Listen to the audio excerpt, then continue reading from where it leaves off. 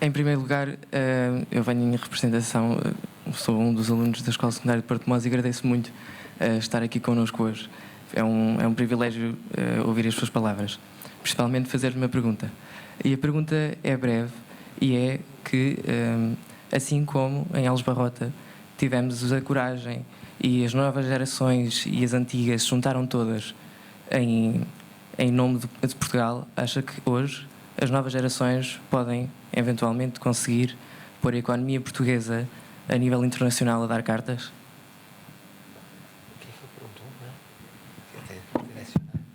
Eu pedia só que repetisse a parte final da pergunta, que não se ouviu bem. Peço desculpa. Direciona assim. Só a parte final. Se acha que os jovens e todas as gerações portuguesas hoje vão conseguir voltar a pôr a economia portuguesa a nível internacional a dar cartas, como foi no passado?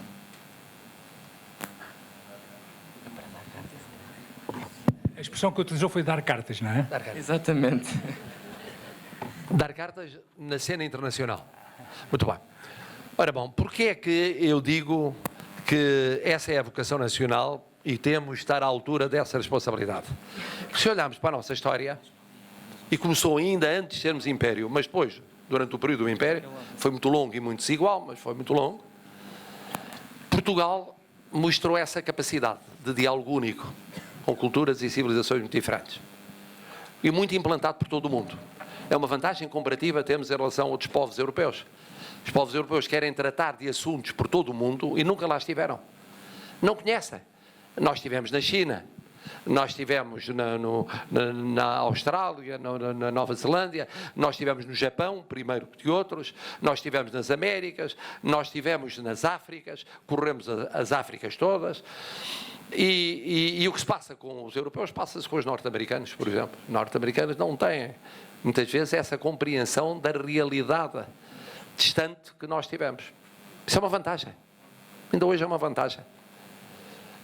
E é uma vantagem porque temos estudos, temos pesquisas, temos investigações que ainda são fundamentais para países que integraram o Império antes de serem hoje países independentes e que, em domínios de tratamento do solo, conhecimento geográfico, do domínio da saúde, no domínio da educação, no domínio social, ganham com esse diálogo. E somos assumidamente europeus. Somos assumidamente Aliança Atlântica, aliança, portanto, com os Estados Unidos da América e Canadá, além dos nossos parceiros europeus. Somos assumidamente Comunidade de Países de Língua Portuguesa. Temos agora uma penetração crescente que não tínhamos em países de língua castelhana, ou se quisermos espanhola, na América Latina. Temos uma penetração empresarial muito forte, reorientada nos últimos tempos. E temos um diálogo, quer com o mundo árabe, quer com a Ásia, que outros não têm. Isto é uma vantagem. Mas só é uma vantagem se estivermos à altura dessa vantagem. Não basta temos um nível excepcional em muitos dos nossos protagonistas que têm atuado na cena mundial. Que é excepcional. Eu pude testemunhar isso. Comparado com os estadistas estrangeiros, e estão aqui personalidades que sabem isso e protagonizam isso. Sabem que são melhores do que os seus pares estrangeiros. E são melhores em qualidade intrínseca e são melhores a fazer pontes. São melhores a compreender, a entender. Agora, isso só se mantém se houver depois uma massa crítica que o sustente. Nós só podemos ter essa capacidade de intervenção se tivermos uma educação melhor do que aquela que temos. Altamente competitiva com o que há de melhor no estrangeiro. Temos essa excelência em muitos polos da nossa educação. Mas é preciso ter em média mais, não basta ter em polos. O mesmo na ciência, o mesmo na tecnologia, mas o mesmo na atividade empresarial. Temos de ter uma capacidade de crescimento económico e de coesão social que não divida a sociedade portuguesa de tal forma que uns fiquem para trás irreparavelmente, o que debilita a nossa capacidade de afirmação com uma tal plataforma no mundo. Se não descurarmos esse trabalho, que é um trabalho de casa fundamental. E o momento, eu disse, é um momento único. Porque neste momento temos esta afirmação internacional. Por quanto tempo? Pode ser por muito tempo, se estivermos em condições de ser por muito tempo.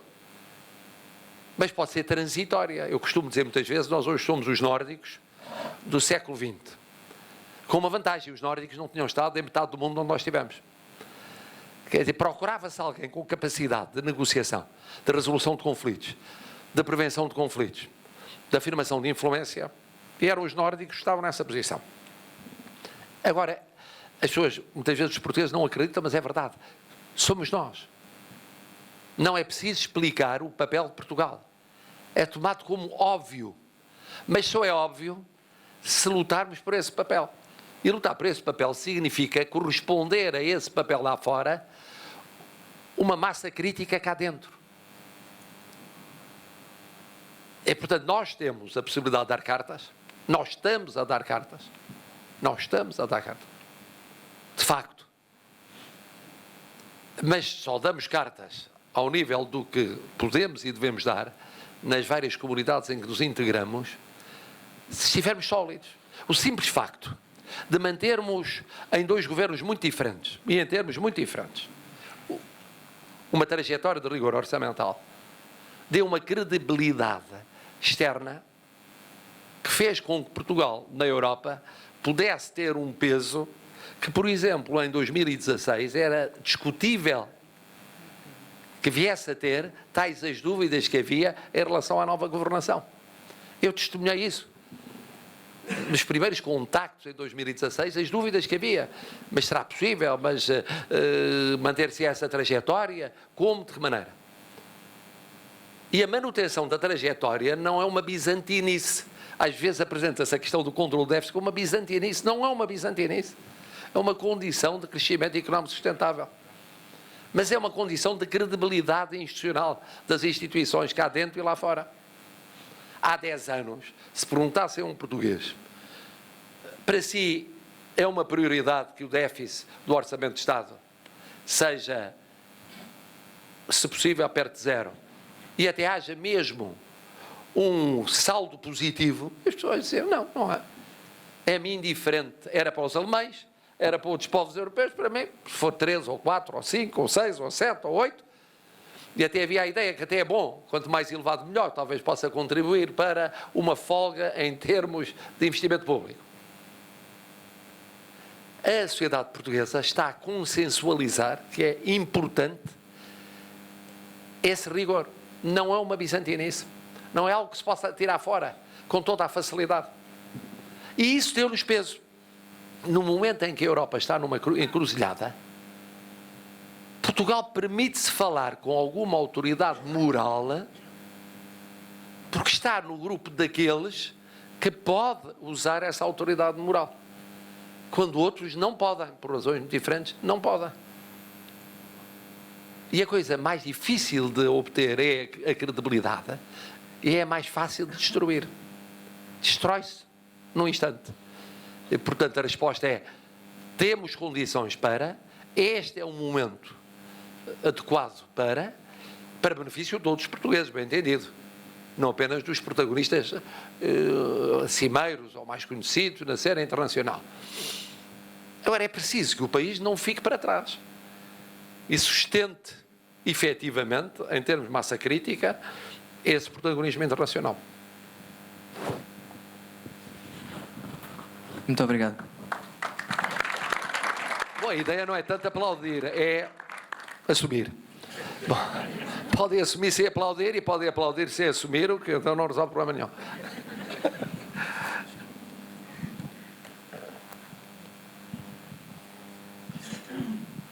Está ali uma jovem. Boa tarde. Antes de mais, queria agradecer a presença de Sua Excelência. É para mim uma honra poder estar aqui. Sou aluna de 12º ano do curso de Humanidades do Instituto Educativo de Juncal e a minha pergunta é a seguinte: tendo em conta a importância das exportações para o crescimento da competitividade da economia portuguesa, Como podemos alcançar este desígnio quando decorrem nos nossos portos greves há vários meses, que provocam atraso na entrega das mercadorias e, consequentemente, se traduzem em déficit económico para as empresas e má imagem do país? Ora bom, eu vou tentar responder em abstrato, para não me reportar a um processo em curso, anterior, ou atual, ou futuro. De facto, para as exportações subirem é preciso subir o investimento. E o investimento significa, essencialmente, investimento privado, interno e externo. Para haver investimento é preciso haver condições favoráveis ao investimento. Isto é preciso que os custos de contexto, isto é um palavrão, que significa que os estrangulamentos, as dificuldades, os constrangimentos e os custos não sejam tais que se prefira investir noutra economia. E estes custos são de diversa natureza. Há uns óbvios, evidentes, são custos que têm a ver com transportes, ou têm a ver com o sistema fiscal, com os impostos pagos, ou têm a ver com a burocracia administrativa, ou têm a ver com problemas que existam no funcionamento da justiça, que é muito lenta, é pouco eficaz, e nessa medida, além de ser menos justa, é economicamente perturbadora também em termos de custos de contexto. E depois tem a ver, obviamente, com o clima social, tem a ver com a coesão social. Tem a ver com a consciência de que, independentemente da legitimidade numa sociedade livre e aberta de haver o exercício dos direitos próprios em matéria também laboral, se ter a exata noção do que eles podem significar em certos momentos históricos relativamente aos custos do contexto. E, portanto, à capacidade de investimento, à atração do investimento e, portanto, ao crescimento. Isso é um processo de cultura cívica também. Quer dizer, viver em democracia não é ter uma Constituição democrática, não é ter leis democráticas. É mais do que isso, é assumir o que é viver em democracia. A democracia tem custos. Além de ter vantagens, tem custos. O viver em democracia implica custos, que significa que cada qual assume que para viver em democracia tem de dar o seu contributo constante. Se não dá o seu contributo, começa a haver riscos para as democracias. E o aparecimento recente daquilo que se chama democracias iliberais, o que significa que não são democracias, é uma forma muito simpática e muito gentil de tratar por democracia o que não são democracias, são já derrapagens para regimes não democráticos. Esse aparecimento mostra que é mais fácil de surgir onde as instituições não respondem adequadamente, não respondem a tempo, onde se desprestigiam, onde há dificuldades para haver um crescimento económico que sustente uma coesão social, que é fundamental para a democracia, porque a democracia supõe coesão social, que supõe crescimento económico. E é mais difícil de viver num contexto de grandes clivagens sociais e de inexistência de crescimento económico. O assumir isso na vida das pessoas, como na vida dos grupos, como na vida das sociedades, é difícil. Sobretudo num país que tem uma tradição democrática intensa, muito vivida, mas curta, que é o caso de Portugal. Estamos a falar de 40 anos de democracia. Porque o que houve para trás não era democracia, e sabem que uma transição para a democracia em si mesma também foi uma transição complexa. Foi por via revolucionária, não reformista, e compreendeu um período transitório que, em rigor, isso para vocês é pré-história, para mim já é a história muito avançada, vejam como sou velhinho, mas em rigor, só em 1982, 8 anos depois de 1974, houve um poder político não tutelado por órgãos de legitimidade revolucionária. 1982. Só muitos anos depois se iniciou o processo de reprivatização da economia portuguesa, que dura até já ao século XXI. Isto é, dura até ontem, ou anteontem. Portanto, em termos de vivência das instituições que conhecem, nós estamos a falar de instituições muito recentes. Portanto, a resposta em abstrato, não em concreto, em abstrato também aqui há um problema de cultura cívica para perceber, efetivamente, o que é fundamental para permitir o tal investimento, o tal crescimento, a tal viabilidade, vivência democrática. Muito boa tarde, é um prazer estar aqui presente com a Senhora Excelência, o Presidente da República. Eu queria fazer uma pergunta, porque venho aqui acompanhar estes meninos e também gostava de deixar aqui uma questão que todos temos. Tendo em conta a antiga aliança que Portugal tinha com a Inglaterra, em que é que Portugal pode beneficiar agora com o Brexit? Ora bom, eu vou tentar ser resumido porque isso daria uma outra intervenção de fundo. Em primeiro lugar, eu sou daqueles que entendem que haver um acordo entre a União Europeia e o Reino Unido é crucial. Crucial. E que não há nenhum argumento atinente à realidade europeia ou atinente à situação política britânica que possa justificar não se fazer tudo para haver esse acordo e acordo rápido. E tem de ser rápido, porque pela natureza das coisas, se não for rápido, isto é, até ao final do ano, depois não é execuível na sua concretização até ao prazo do final de março do ano que vem.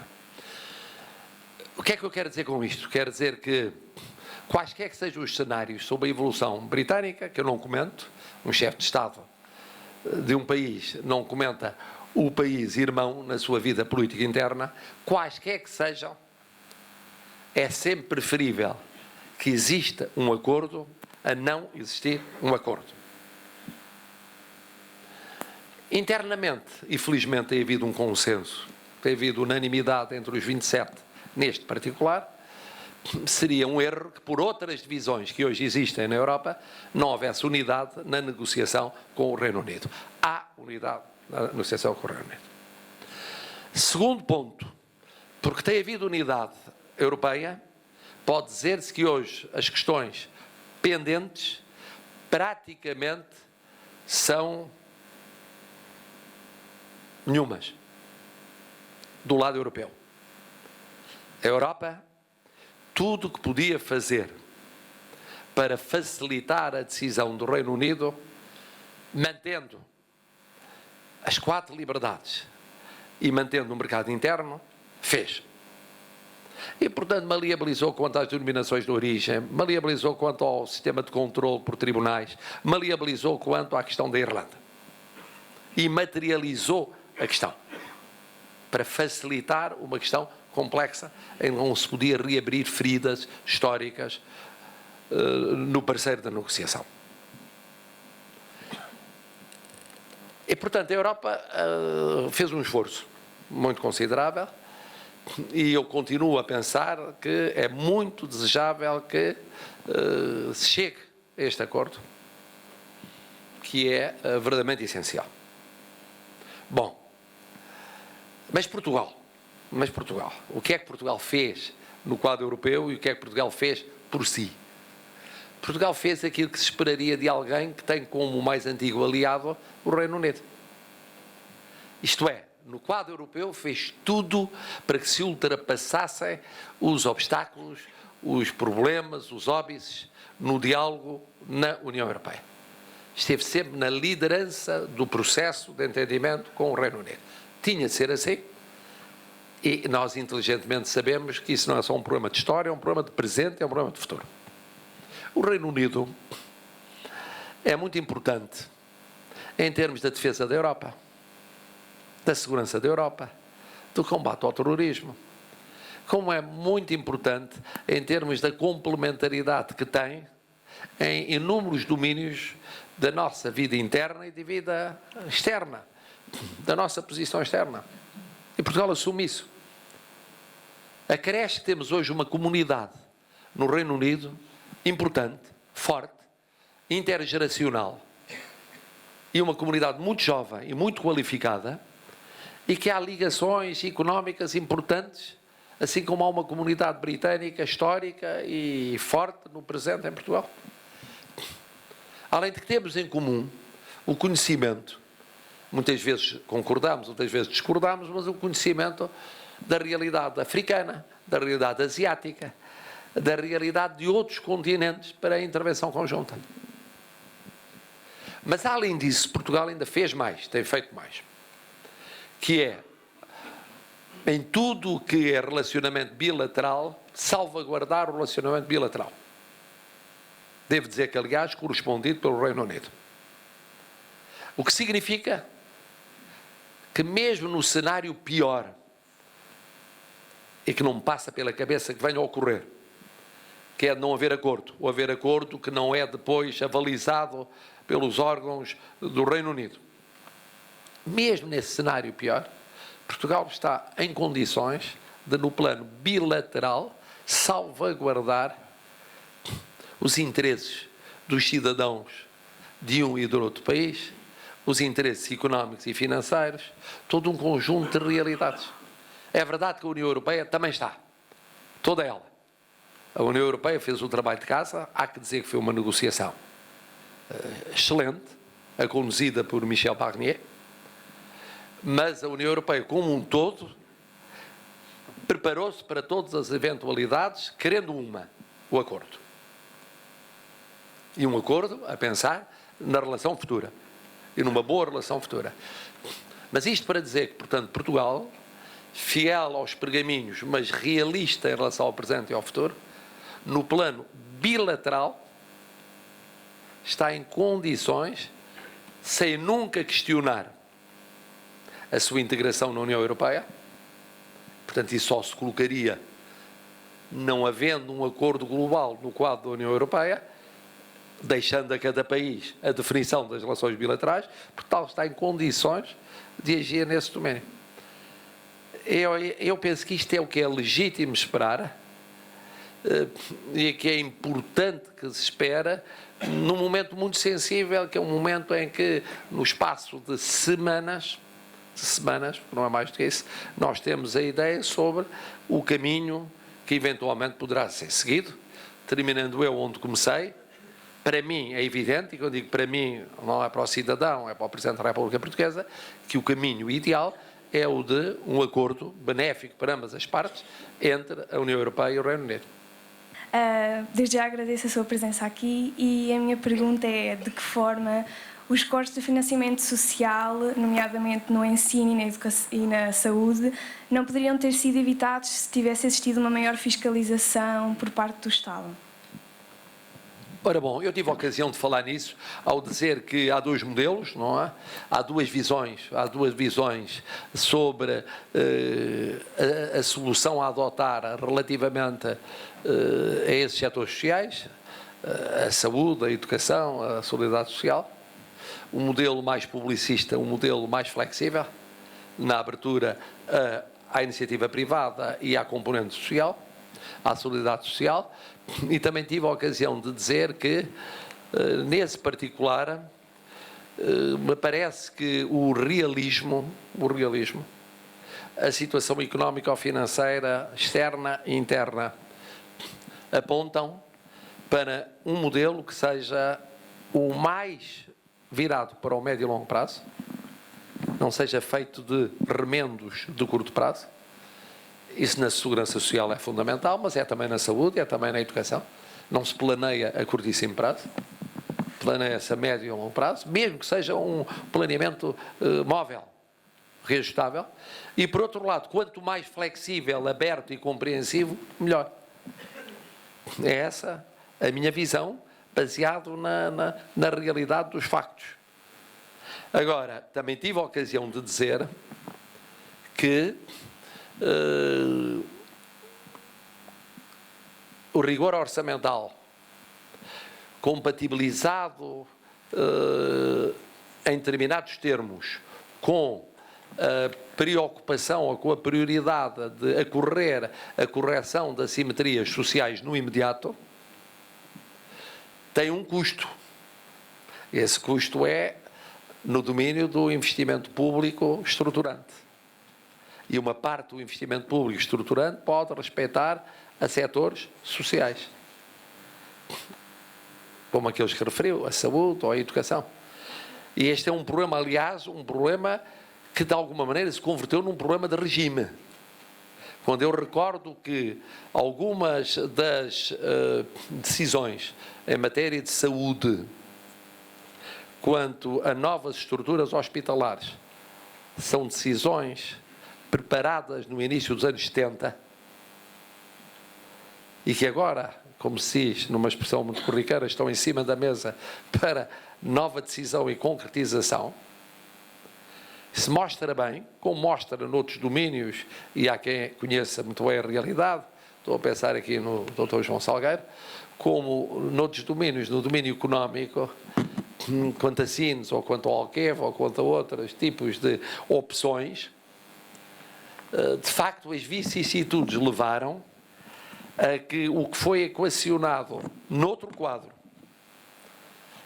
menos contingente do que o atual, há 40 anos, ou há mais de 40 anos, perto de 50 anos, se tenha vindo a concretizar mais tarde, com um desfazamento temporal, que significa sempre custos mais elevados e vantagens mais reduzidas. Mas ainda assim, vantagens. E, portanto, eu compreendo o que quis dizer, espero que tenha percebido qual é, digamos assim, a minha visão geral e a preocupação com que encaro o facto de haver, às vezes, um diferimento, um atraso quanto a certas decisões que são estruturantes em matérias que, de facto, como aquelas que referiu, são matérias sociais em que o Estado pode ter uma intervenção e, em muitos casos, deve ter uma intervenção de enquadramento ou de criação dessas estruturas. Há pouco pedi a palavra porque pensei que não houvesse perguntas aqui na assistência. Mas uma palavra de agradecimento e uma pergunta. A palavra de agradecimento é, de facto, ouvimos aqui um discurso que eu acho que foi notável. O Sr. Presidente quis marcar esta sessão com um discurso muito impressivo e muito atual. E a questão é a seguinte. Eu penso que, até do seu discurso isso se notou, há uma espécie de esquizofrenia atualmente na sociedade portuguesa. Por um lado, do ponto de vista económico, a situação, pelo menos conjunturalmente, é bastante simpática, não é? Temos crescimento económico, temos contas públicas relativamente equilibradas, o desemprego desceu, fazemos aqui grandes organizações como a Web Summit, temos um surto turístico impressionante, há investidores estrangeiros a olhar para Portugal com muito interesse. Portanto, aparentemente, e de um ponto de vista conjuntural, a situação económica é bastante favorável e positiva. E os portugueses sentem isso nota-se no dia-a-dia. Mas, em contrapartida, parece haver uma crise nas instituições políticas, à exceção, naturalmente, da Presidência da República, essa não está, pelo contrário, tem enorme prestígio, na instituição da Justiça e agora até um pouco na instituição militar, que durante muito tempo nas Forças Armadas teve uma apreciação, uma imagem muito positiva nos portugueses, mas que atualmente também, enfim, face aos acontecimentos que têm ocorrido, parece estar a ser também beliscada e a poder entrar em crise.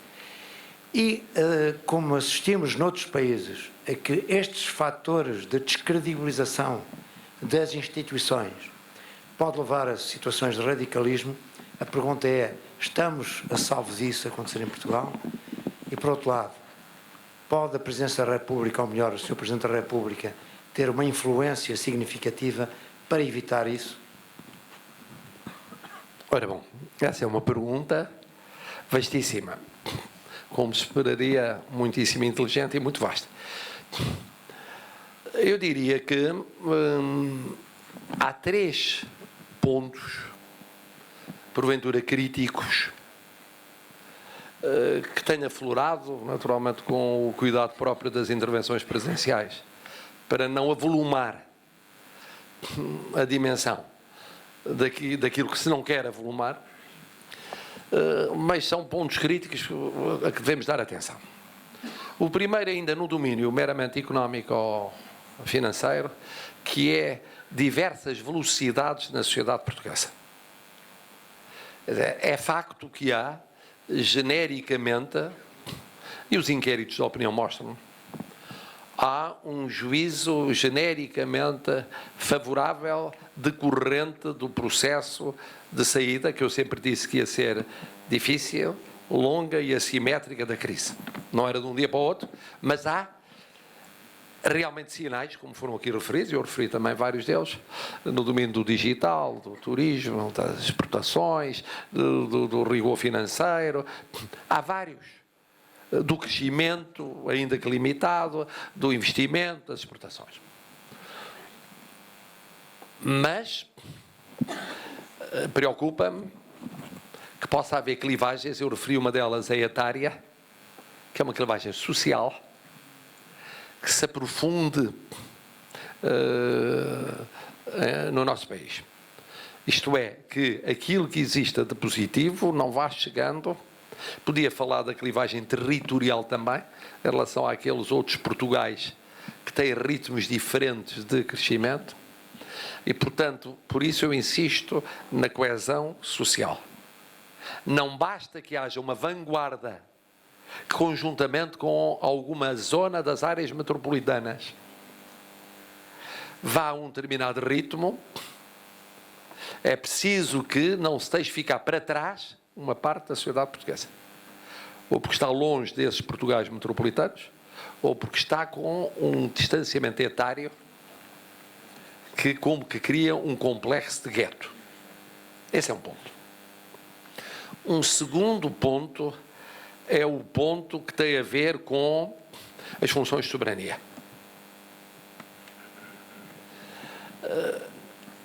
O facto de ter tido que se colocar o acento tónico na gestão económica e financeira é um dado que já vem há décadas. Subalternizou a política. Subalternizou a política. Sendo certo que o que se fez, e se fez de bom em matéria económica e financeira, resultou de opções políticas.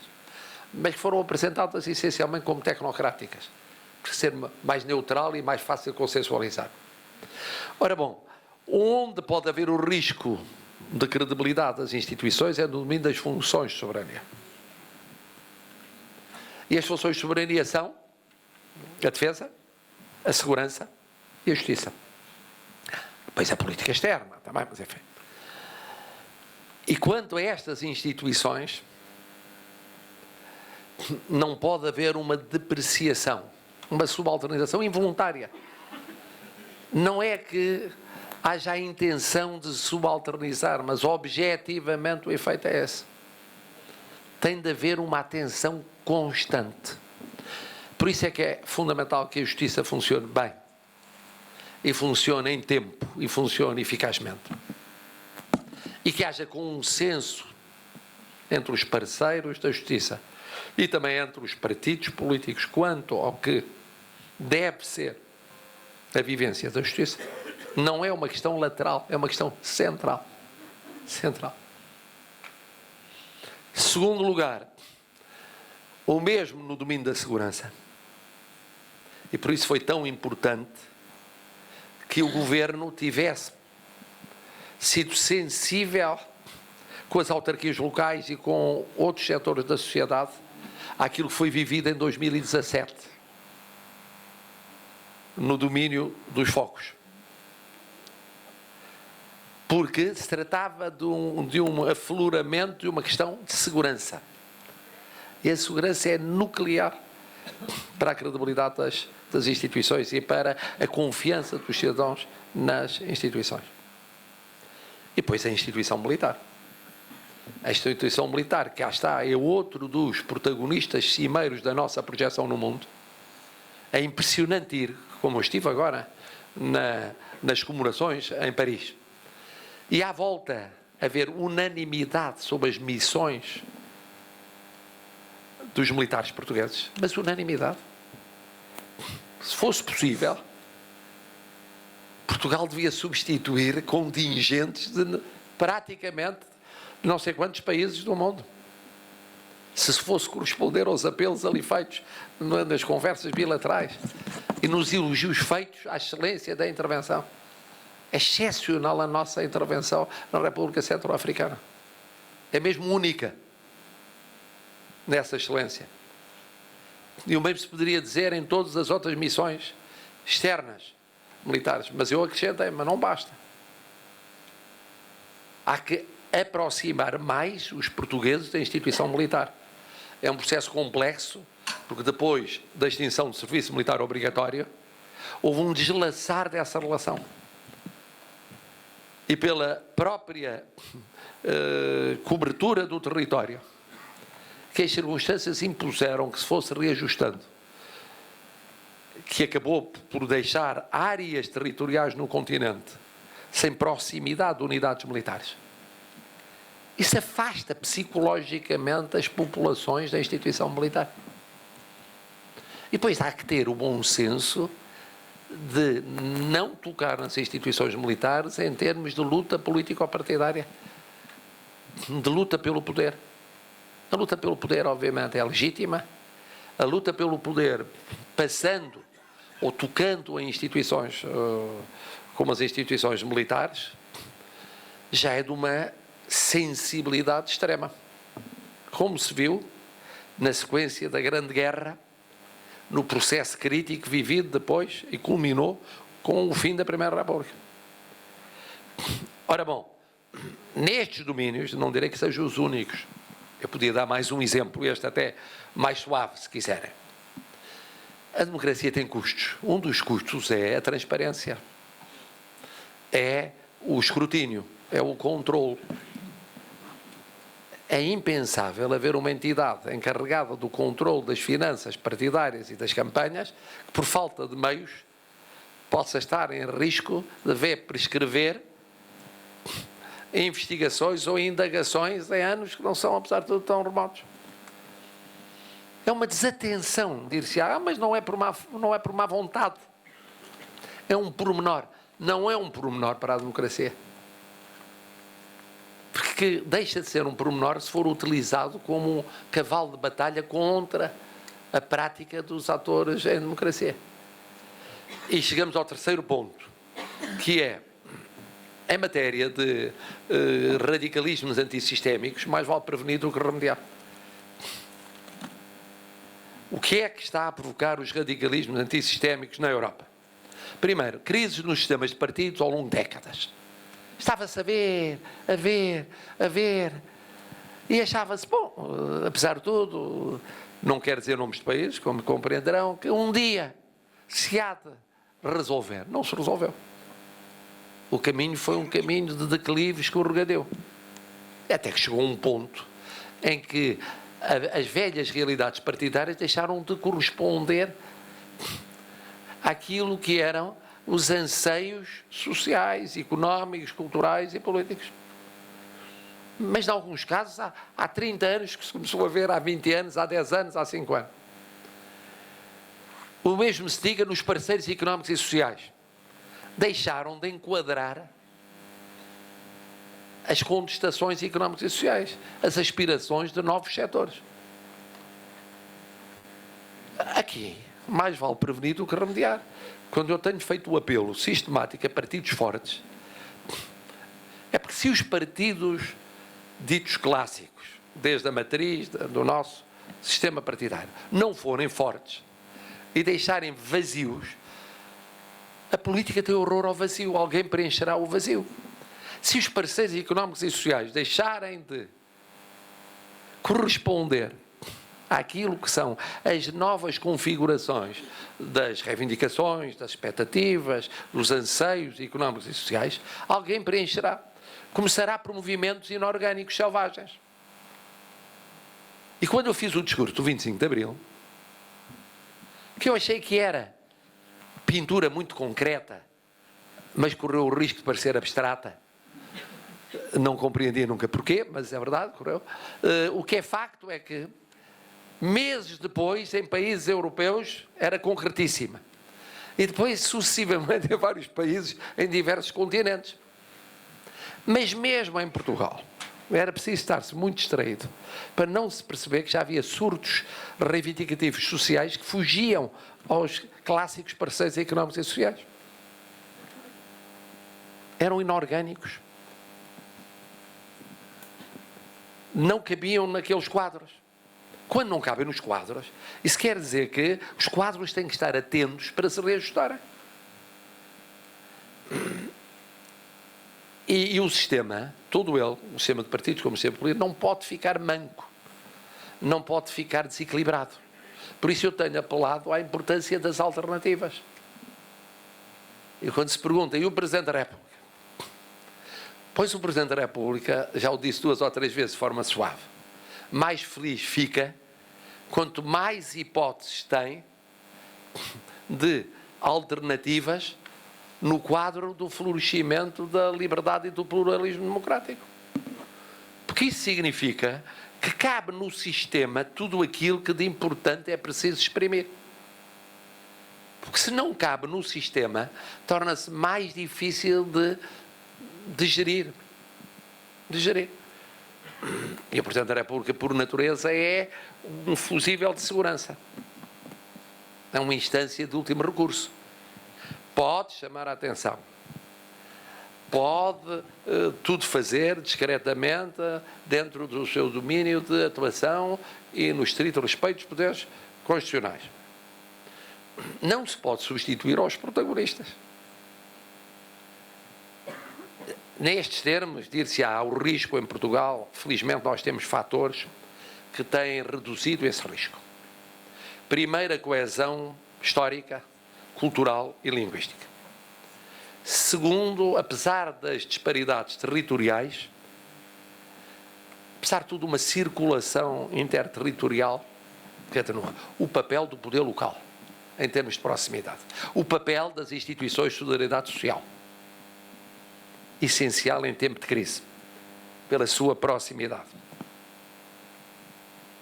Em alguns casos de instituições, como por exemplo a Igreja Católica, nas áreas onde mantém ainda uma influência apreciável.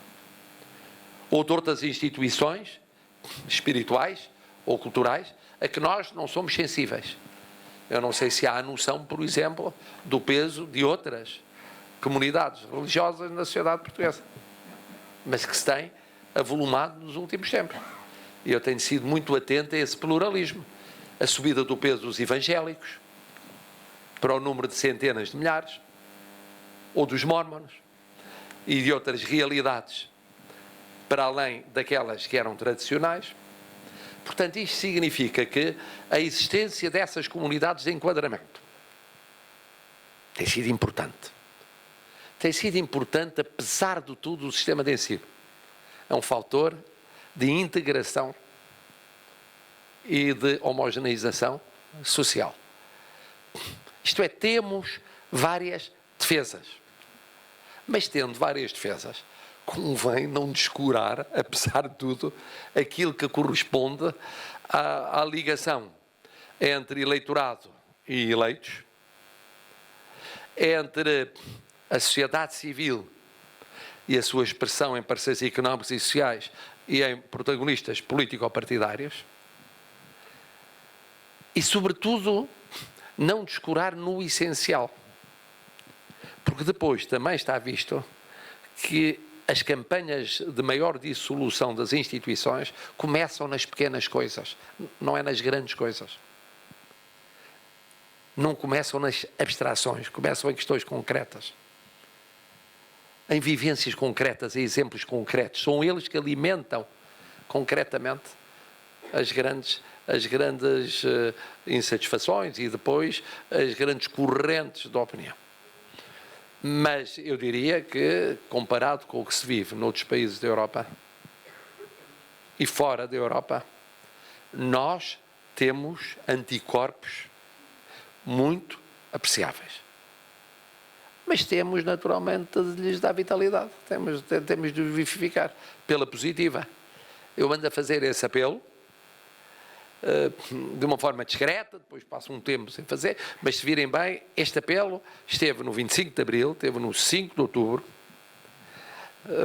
esteve mais desmaiado, obviamente, pela natureza das coisas, no 10 de Junho, tem estado um pouco por todas as ocasiões, porque precisamente vamos viver um ciclo eleitoral que é um bom ciclo para a afirmação dos protagonistas em termos de corresponder aos anseios da sociedade portuguesa. É um bom ciclo. É um bom ciclo. Para corresponder a esses anseios, como eu disse também, com efeitos para os anos seguintes. Bom, eu agradeço a vossa paciência e agradeço e, sobretudo, louvo o papel desta Fundação, que é um papel excepcional. Tenho a certeza que o Sr. Presidente da Câmara, que é um patriota inquestionável, percebe a dimensão de patriotismo desta causa e a vai compatibilizar com as considerações que nós sabemos que os autarcas têm sempre presentes na vivência do cotidiano das populações. Esse é o talento dos autarcas, por isso eu disse que o poder local é tão importante. E nunca esqueço que teve para a minha formação ter sido praticamente 20 anos autarca, em Lisboa, num município mais pobre de Portugal e num município médio-alto, como foi Cascais. E, portanto, com isso eu terminaria com um tom de otimismo realista, que é realismo, atentos ao que se passa na Europa, no mundo, atentos àquilo que está a acontecer entre nós e a que não estamos muitas vezes atentos, mas depois otimistas, no sentido de que determinados, voluntaristas e sobretudo os mais novos que ali estão e que têm um grande futuro à frente, o Portugal do futuro vai ser mais vosso do que nosso. O que quer dizer que vai ser ainda melhor do que o Portugal que hoje temos. Muito obrigado.